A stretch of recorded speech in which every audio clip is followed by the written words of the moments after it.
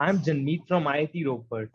Today, being Buddha Purnima, would want to know how will a Buddha look like in today's world. Unlike before, he cannot walk barefooted as the temperature now is more than 50 degrees centigrade. He cannot go to jungle as we have none. He cannot beg as that will be taken offensive by the society. He cannot roam from village to village as people may tout him as a robber and put to jail. He will be called a misogynist if he says anything on women, even though he might be the most compassionate being.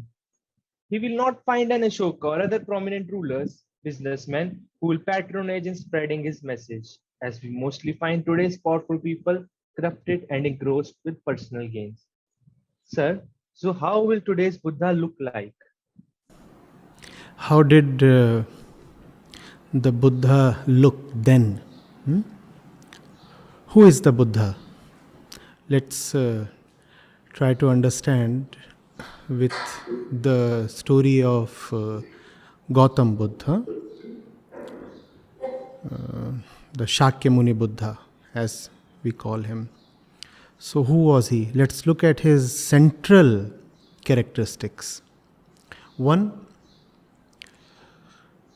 someone who is well versed in the knowledge of his time. Buddha had deep scriptural knowledge. He was born in a Hindu Kshatriya family. He is a prince. And ever since his childhood, he was quite talented. So, one thing about him is that he was quite well read. Second thing is, he was deeply interested in knowing the depths of life. He did not want to remain merely at the superficial levels. So he would observe a lot, he would think a lot. So you remember the very famous incidents when he is going to the youth festival being celebrated in the kingdom, and he comes across an old man, a sick man, and finally a dead man. Now, these are not very rare occurrences. These are not extremely special sights. We know of oldness and sickness at least, even if we do not see dead bodies every day. But the Buddha looks at those sights and is deeply perturbed. He has a certain curiosity. He does not live in the feeling that I already know. So he attentively watches and he asks his charioteer, what is this all about? What is happening? Does it happen with all? Am I going to die one day? And the charioteer is a nice, honest fellow. He says, yes, you too will get old, fall sick, and die one day. So that's the thing about him. He wants to understand life. We are going into the central characteristics of the Buddha. Even today's Buddha would have these characteristics. Next is compassion. So again, that old fable is enough to tell of this. So Buddha is having his morning walk, and some hunter shoots an arrow at a pigeon, and the pigeon gets hurt and falls at the Buddha's feet. And the Buddha picks him up, and the shooter comes to him and says, I shot him down. He's my catch. Give him to me. The Buddha says, no, I won't give him to you. The shooter says, but that's against the law. I am entitled, as per the law of the land, to make a living by killing living beings, birds, animals, and selling their flesh. The Buddha says, compassion is higher than justice. The life of an innocent being is higher than the law of any land. So that's Buddha. For him, compassion is above everything else. First characteristic was that he was quite well read, so that's about knowledge. Second was about curiosity and perceptiveness, attentiveness. Now this third characteristic is compassion. Then you come to the fourth characteristic. The fourth characteristic is Buddha was all set to be the king. He was already the crown prince. So power, pelf, money, they all awaited him. Equally, he had a beautiful wife and a baby as well. So, charm of the other gender, as well as familial attractions, attachments, bondages, they were all there for him.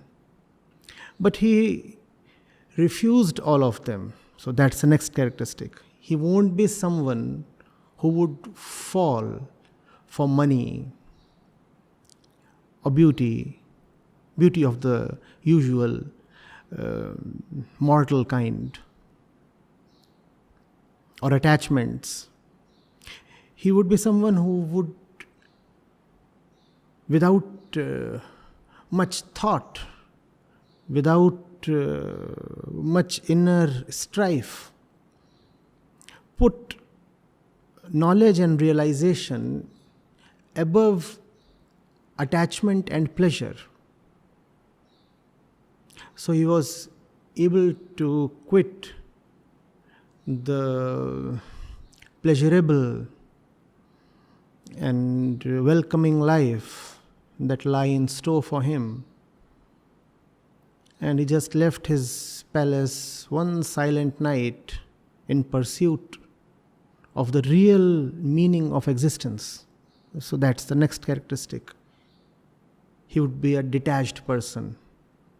You could equally say he would be in deep love with realization. And he would not be someone who can be bought off. Money and charm, attachment and sex and tradition, these would have very little impact on him. And then he goes to the jungle, and for more than a decade he wanders there. He moves from place to place, person to person, teacher to teacher, trying to know, understand, and he questions them and he learns from them. But he is never satiated. So he keeps moving on. He goes to the next person, and that's the next characteristic. He would have a deep, unending desire to reach to the ultimate knowledge.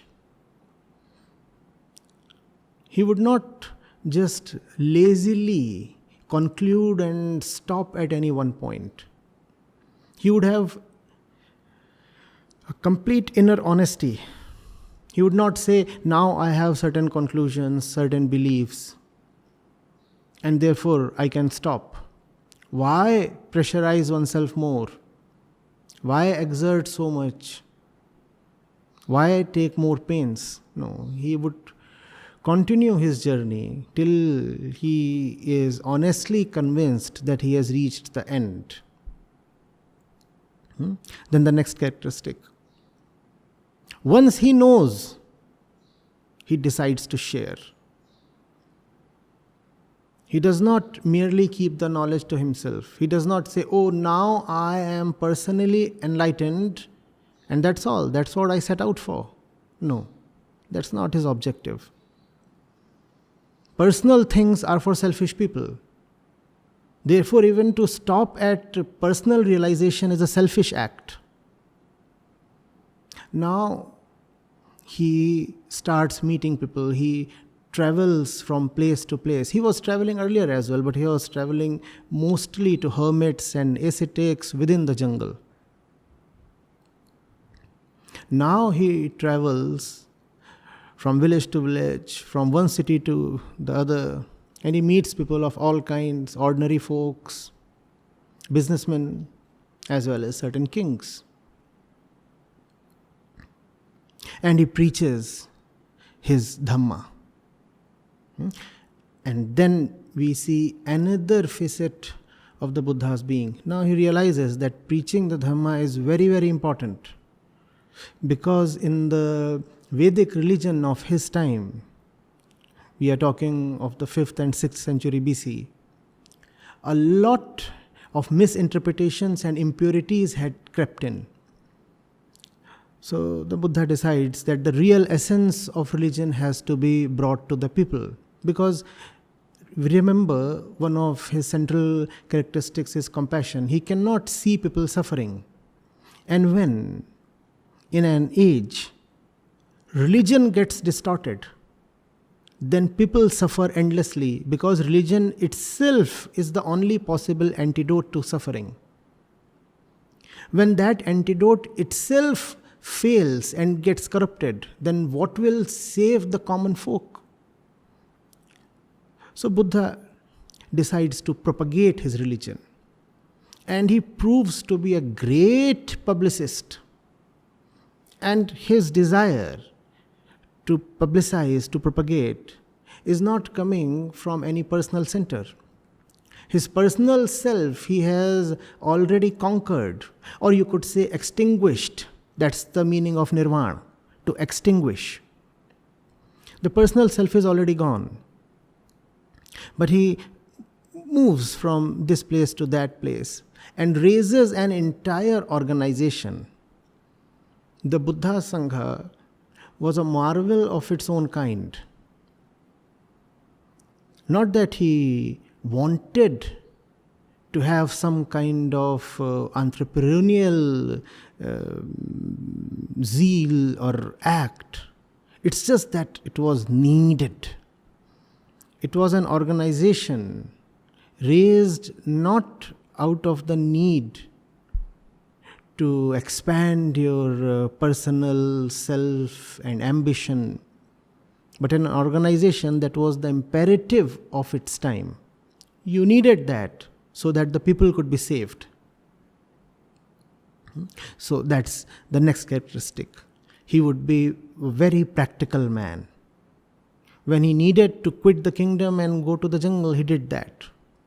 And when he needed to raise an organization, he was equally deft at that. So much so that he left Buddhism at a place where it was poised to become the dominant religion of the land. So these are the characteristics, the core characteristics of the Buddha. Obviously, today's Buddha, as you said, would not walk barefooted. And he would not need to probably walk. We have better technologies to carry us from one place to the other now.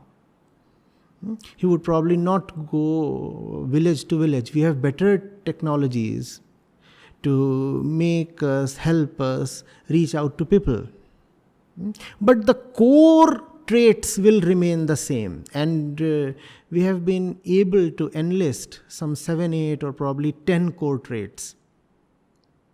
These core traits will remain the same. A very, very sharp and curious mind,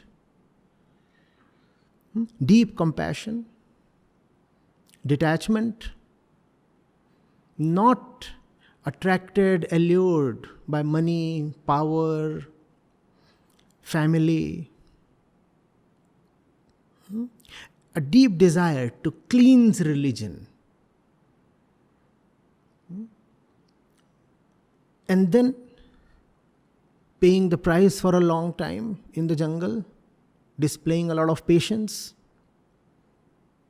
And after that, emerging into public life, social life again, and raising a great organization, that was able to meet the compassionate objectives.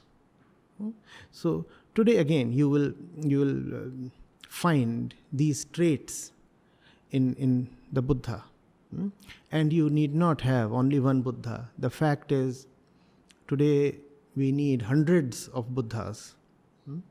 These are not traits that should remain the privilege of a select few.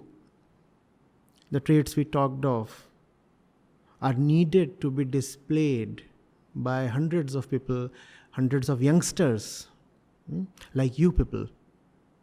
Remember, the Buddha was in his 20s when he was thinking, when he was meditating, when he was analyzing, when he was wondering, and when he was partaking in the suffering of entire mankind. When he was wondering, why does pure religion become so corrupted? And when he had the guts to take up a humongous challenge, he said, I will cleanse religion. Religion has become so polluted, so corrupted, so misinterpreted. I will bring out the real essence of religion. And all this in his 20s. 20s when most people are just prisoners and slaves of their bodily instincts and their inner illusions. That's when he decided to act. And then he remains silent and invisible and dormant for more than a decade. And then he explodes. Then he's all over the place. The northern plains are all reverberating with his message, Buddham Sharanam Gacchami. So that's the kind of mind and that's the kind of personality we need today. Right?